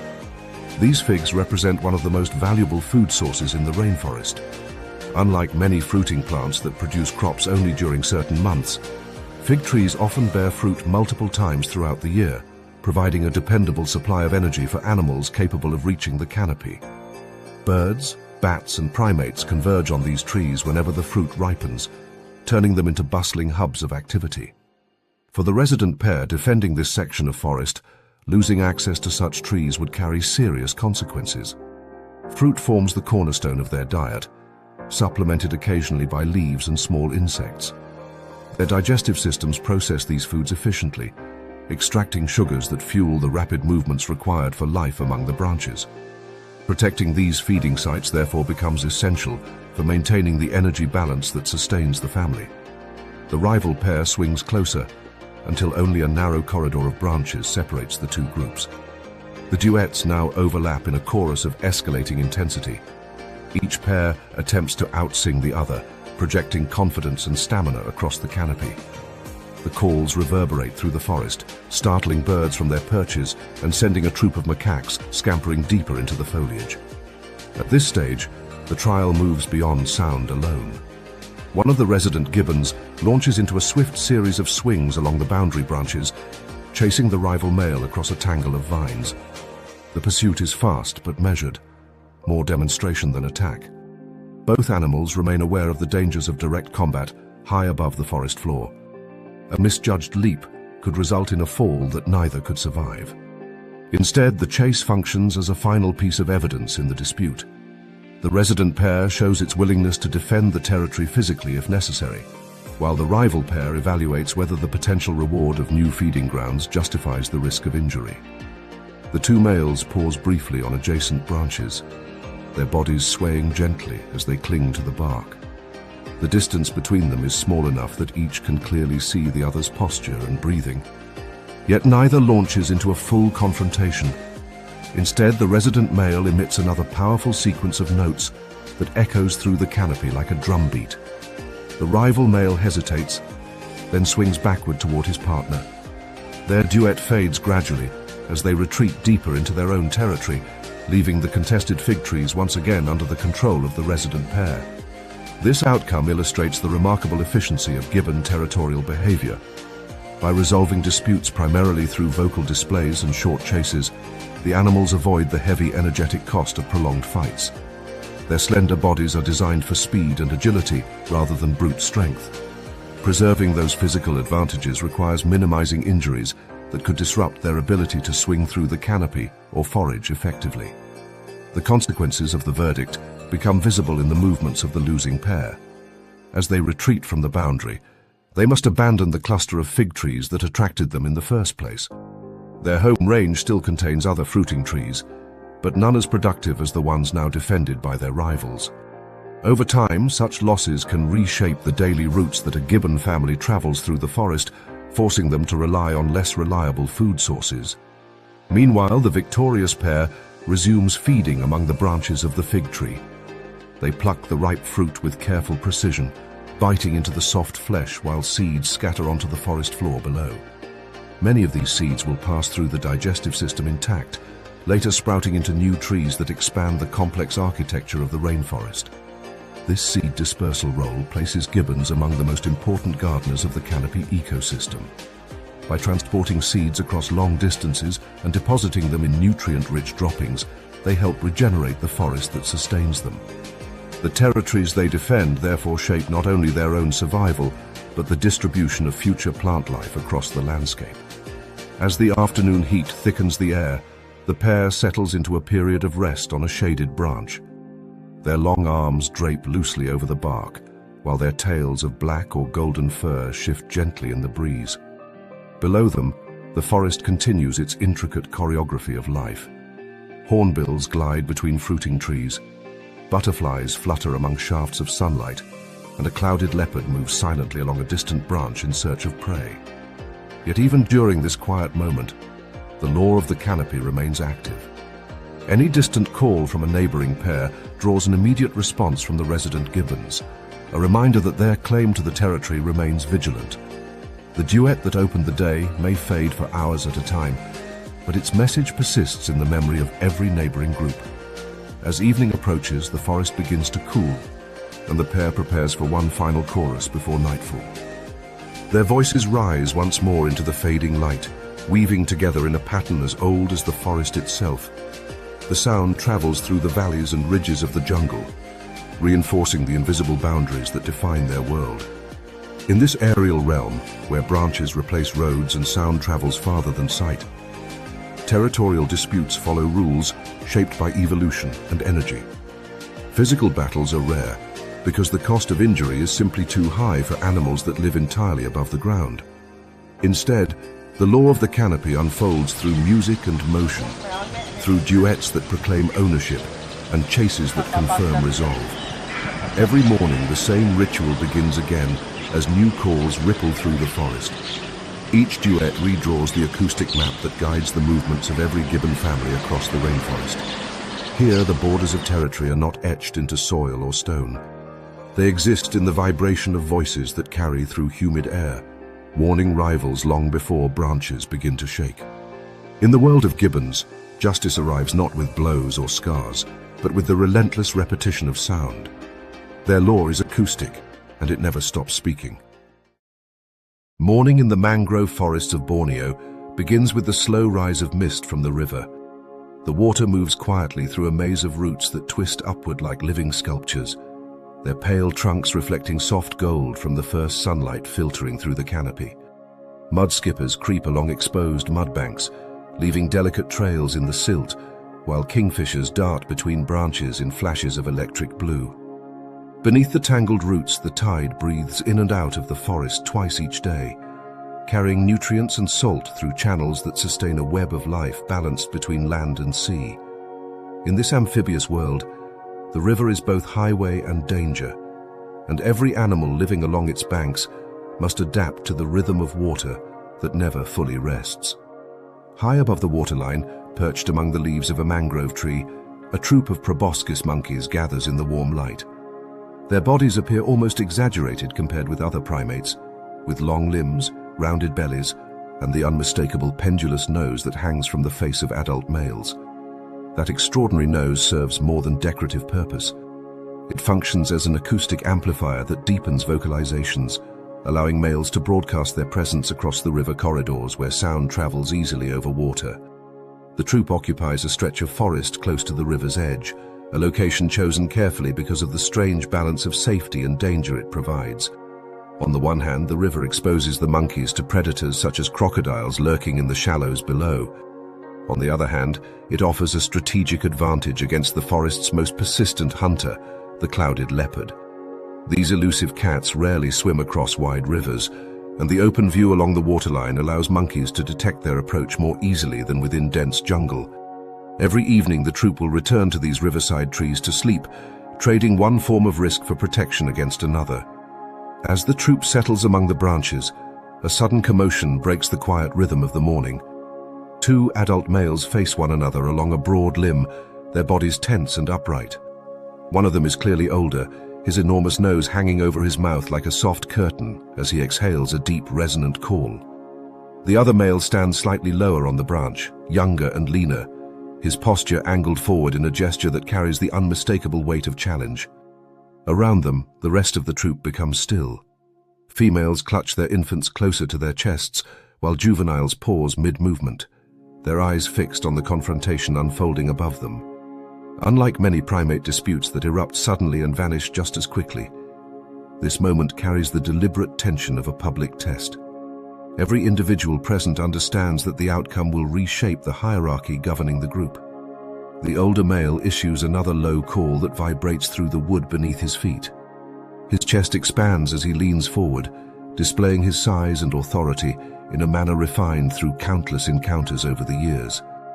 Yet something subtle has shifted. His movements appear slightly slower than usual, and his balance wavers briefly as the branch sways under his weight. Such details do not escape the attention of the watching troop.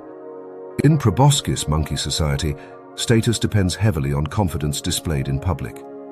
Dominant males maintain their position not simply through physical strength, but through the perception that they remain capable of defending the group against challengers. The moment that perception falters, the social structure begins to shift. The younger male steps upward along the branch, narrowing the distance between them. His body language carries a quiet boldness that ripples through the onlookers. Exposure becomes evidence in this arena. Every hesitation, every uncertain movement is observed and interpreted by dozens of attentive eyes. The older male lunges forward suddenly, attempting to drive the challenger back. The branch shakes violently as the two bodies collide in a brief flurry of grappling limbs. Leaves scatter into the air, drifting downward toward the muddy water below. Yet the clash ends almost as quickly as it began. The younger male lands on a nearby branch and steadies himself, while the older male retreats slightly to regain balance. The silence that follows proves more significant than the clash itself. Several females begin shifting their positions along the branches, moving gradually toward the younger male. They do not approach him directly, but the subtle realignment signals that the troop's confidence has begun to move. This moment illustrates one of the most powerful forces shaping proboscis monkey society, the influence of bystanders. Unlike species where hierarchy is determined solely through direct combat, these monkeys rely heavily on the reactions of the surrounding group to decide which individual truly holds authority. Bystanders observe the outcome of challenges and adjust their loyalties accordingly. Once confidence shifts, punishment emerges not through violence, but through social exclusion. The older male senses the change almost immediately. His next display lacks the conviction of the previous ones, and the younger challenger seizes the opportunity to advance again. The troop watches closely as the two males exchange another brief clash among the branches. This time the older male retreats farther, descending toward a lower limb closer to the riverbank. The shift may appear subtle, yet within the language of primate hierarchy, it carries enormous significance. Dominant individuals typically occupy the highest and most central positions within the troop's structure, where they remain surrounded by allies and protected by collective vigilance. Being pushed downward or outward along the branches represents a loss of status as tangible as any wound. Several younger males now begin moving closer to the challenger. Their presence reinforces the impression that authority is changing hands. The older male glances toward the center of the troop, perhaps expecting support that fails to materialize. The watching monkeys remain silent, their stillness acting as a verdict delivered without a single call. As the morning continues, the troop gradually rearranges itself around the new center of confidence. The younger male now occupies the prominent branch once held by his predecessor, while the older male drifts toward the periphery of the group. No dramatic attack forces him away. Instead, the troop's shifting positions create a space where he no longer belongs. Such transitions carry profound consequences in the mangrove habitat where these monkeys live.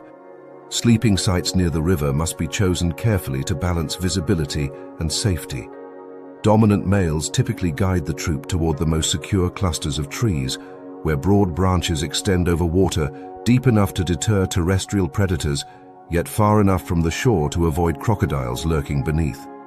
An excluded male rarely receives the same level of protection. As the day progresses, the former leader attempts to remain near the troop's feeding areas, moving quietly through the canopy while avoiding direct confrontations with the new dominant male. Yet the distance between them grows steadily as the group drifts along the river corridor in search of leaves and fruit. Proboscis monkeys possess unusual digestive systems that allow them to process large quantities of foliage. Their complex stomach chambers host microbes capable of fermenting tough plant material into digestible nutrients. This adaptation enables them to exploit food sources unavailable to many other primates, but it also requires long periods of rest while the fermentation process unfolds. The troop settles among a stand of mangrove trees to feed on young leaves, their bellies swelling slightly as the fibrous meal begins its slow journey through the gut. The new dominant male moves confidently among the branches, occasionally issuing low calls that reinforce his presence. The former leader remains several trees away, watching cautiously from the shadows. Late in the afternoon, the troop approaches one of its preferred sleeping sites along a wide bend in the river. The water reflects the orange glow of the setting sun while herons stalk silently along the mudflats below. This location offers a strategic vantage point from which the monkeys can detect predators approaching from either land or water. The group gathers gradually among the upper branches, juveniles chasing one another briefly before settling beside their mothers. The new dominant male climbs to the highest limb overlooking the river, his large nose silhouetted against the fading light. The former leader hesitates near the edge of the group, scanning the branches for a place to settle. Yet the space once reserved for him has already been claimed by others. After several uncertain moments, he retreats farther along the riverbank, choosing a solitary perch in a neighboring tree. The distance between him and the troop may measure only a few meters, yet in the social landscape of Proboscis monkeys it represents a profound shift in status. Should danger arrive during the night, he will face it alone while the others remain protected by the collective vigilance of the group. Below the trees, the river moves quietly through the mangrove roots, carrying the scent of salt and mud through the warm evening air. Somewhere in the shadows, a crocodile glides silently beneath the surface, its eyes reflecting faint glimmers of fading light. Within the branches above, the troop settles into a new hierarchy, shaped not by written rules, but by the judgment of its members. The challenge that began with a simple display has unfolded into a complete transfer of authority, witnessed by every individual present. In this society, exposure becomes evidence, confidence becomes currency, and the silent reactions of bystanders determine which leaders remain at the center of protection and which drift toward the dangerous edges of the habitat. As darkness closes over the mangrove forest, the lesson of the day lingers among the branches. No single monkey delivers the final decision, yet the outcome becomes unmistakable as each member chooses where to stand. Here, the verdict does not belong to a single voice or a solitary display of strength. The troop itself becomes the judge. The forest wakes slowly in the mountain highlands of Central Africa, where cool mist drifts between towering trees and sunlight struggles to reach the ground through a thick ceiling of leaves. Moss coats the trunks of giant hagenia and bamboo, absorbing the constant moisture that hangs in the air like breath. Beneath the canopy, the forest floor lies tangled with vines, ferns, and thick carpets of vegetation that grow in the dim green light. This ecosystem moves at a slower rhythm than the bright savannas or coastal mangroves explored elsewhere.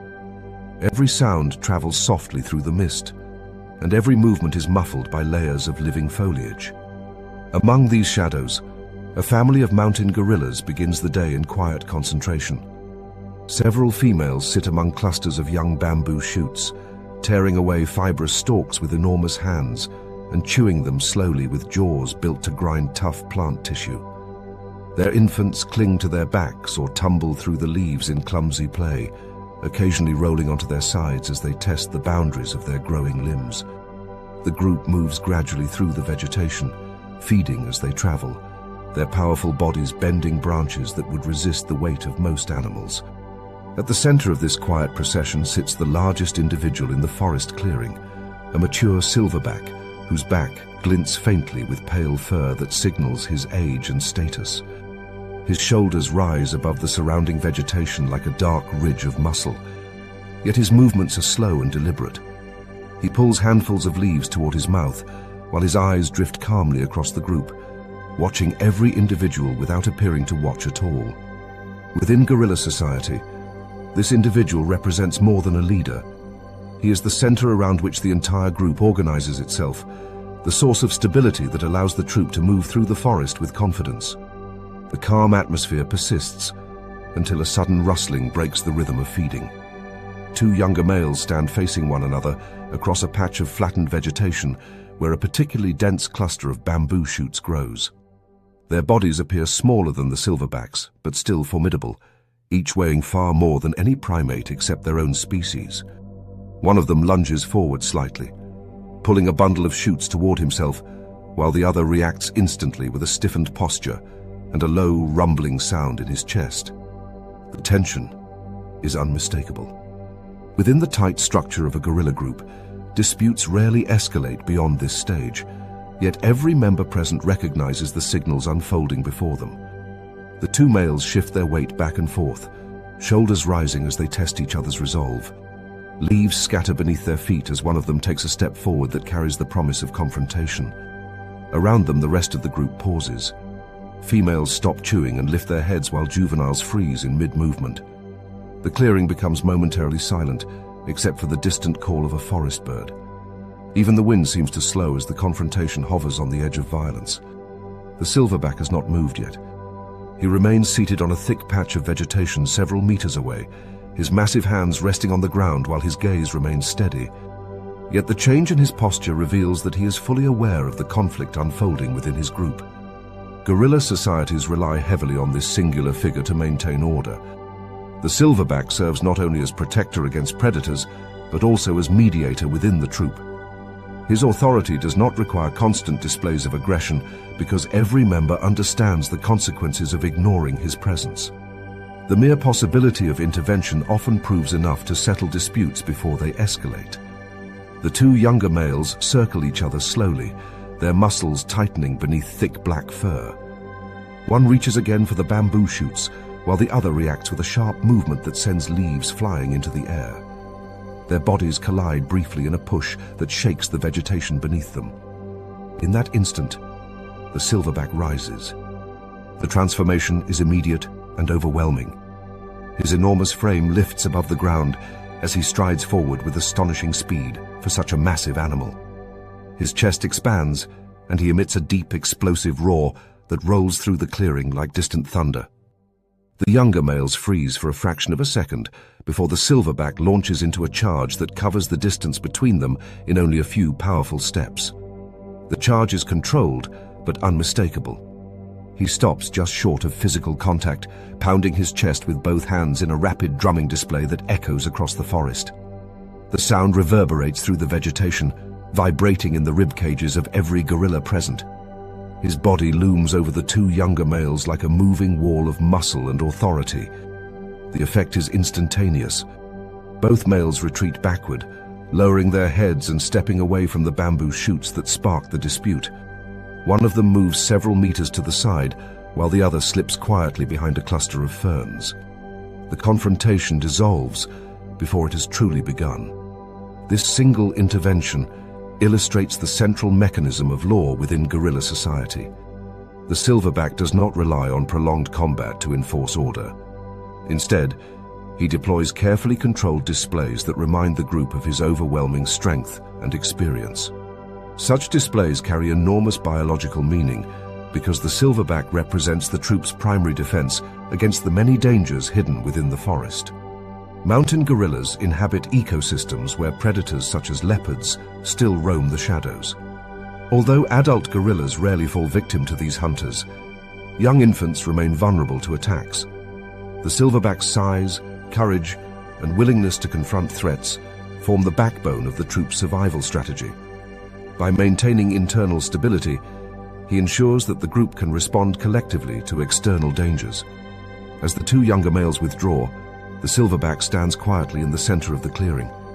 His chest heaves slightly from the exertion of the charge, yet his expression returns quickly to calm vigilance. He glances at the bamboo shoots for a moment before turning his attention back to the group. One of the males who initiated the dispute attempts to edge closer again, perhaps hoping to reclaim the feeding spot. The silverback shifts his body slightly, placing himself between the troublemaker and the center of the troop. The movement is subtle, but decisive. Without uttering another sound, he blocks the path forward, forcing the younger male to alter his course through the vegetation. This positioning represents another powerful tool in the silverback's enforcement strategy. Rather than punishing offenders through physical violence, he uses spatial control to shape behavior. By occupying key positions within the group's formation, he determines who remains close to the safety of the troop and who must remain on its margins. The younger male eventually settles several meters away from the central feeding site, quietly stripping leaves from a different patch of vegetation. The other males avoid the contested area entirely, focusing instead on branches further down the slope. Within minutes, the troop returns to its slow feeding rhythm, as though the confrontation had never occurred. Yet the lesson delivered by the silverback's charge lingers in the behavior of every individual present. Juveniles glance toward him occasionally while they play, and the females resume feeding with renewed calm. The stability of the group has been restored not through conflict, but through decisive authority. As the day progresses, the troop continues its gradual journey through the forest. Gorillas spend much of their time feeding because their plant-based diet requires enormous quantities of vegetation to sustain their massive bodies. Bamboo shoots, wild celery, and nettles form the foundation of their meals, supplemented occasionally by fruit when seasonal trees produce enough to attract the group. Their digestive systems have adapted to this diet through enlarged stomachs that host communities of microbes capable of fermenting tough plant fibers. This process releases nutrients locked within cellulose, allowing gorillas to extract energy from vegetation that would be indigestible to many other animals. Yet fermentation takes time, and the gorillas must rest frequently while their bodies process the food they consume. By midday, the troop settles in a patch of shade beneath a dense stand of bamboo. Several individuals lie on their sides, while others groom one another, carefully parting fur to remove insects or debris. The silverback sits slightly apart, but within easy reach of the group, his broad back resting against a fallen log. The younger male, who challenged the feeding order earlier, remains on the outer edge of the resting area. His distance from the center of the group reflects the quiet sentence imposed by the silverback's intervention. He has not been injured or expelled from the troop, yet his position within the social structure has shifted noticeably. Such spatial adjustments play a critical role in maintaining harmony within gorilla societies. By guiding where individuals feed, rest, and travel, the silverback ensures that potential conflicts dissipate before they can disrupt the group's stability. His authority allows the troop to move through the forest as a unified entity rather than a collection of competing individuals. Late in the afternoon, the gorillas begin constructing their sleeping nests among the vegetation.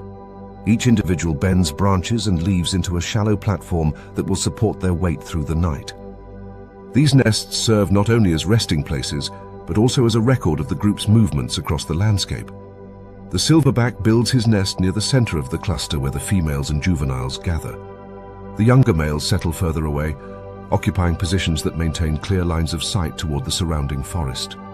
Their placement reflects both hierarchy and practicality, allowing the silverback to respond quickly if threats approach during the night. As darkness falls over the mountains, the forest fills with the calls of insects and distant owls. Mist drifts once again through the canopy, wrapping the sleeping gorillas in cool air that dampens the scent of vegetation around them. The dispute that erupted earlier in the day now feels distant, yet its outcome continues to shape the group's structure. The silverback's single charge restored order without prolonged violence, reinforcing the stability that allows the troop to survive in a landscape filled with hidden dangers. In this world of dense foliage and quiet strength, authority does not require constant demonstration. It reveals itself in brief moments when decisive action replaces uncertainty and the group recognizes where its true protection lies. Among gorillas, the system of justice rarely appears dramatic. It unfolds in controlled movements, measured displays, and subtle adjustments in space that guide the entire group back toward harmony. Their court does not shout or argue. It acts once, and the forest grows calm again. Their court is quiet, but final.